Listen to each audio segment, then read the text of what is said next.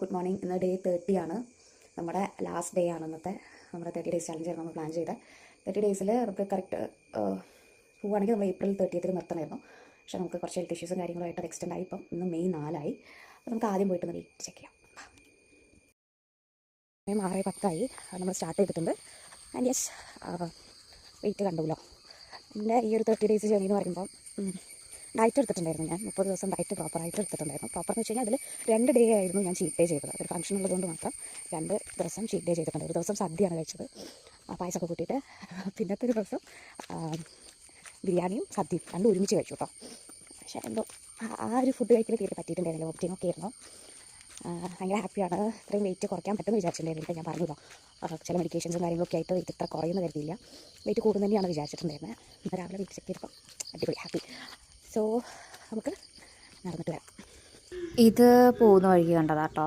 ഇത് മുള്ളംപന്നിയുടെ മേലിലെ മുള്ളാണ്. ഇതൊക്കെ റോഡ് നിറച്ചുണ്ട്.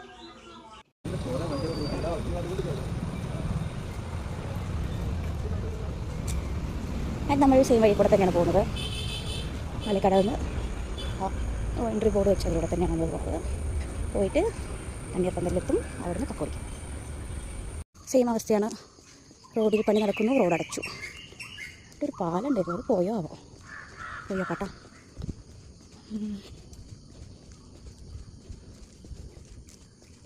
ഓ God, no പാലം. പാലൊക്കെ പൊളിച്ചു ഗൈസ്. അപ്പോൾ നമ്മൾ ഇങ്ങനെ വേണം. ഇതാണിപ്പോൾ കഴിഞ്ഞ ദിവസം നമുക്ക് പാലം കണ്ടിട്ടുണ്ട്, പക്ഷേ പാലില്ല.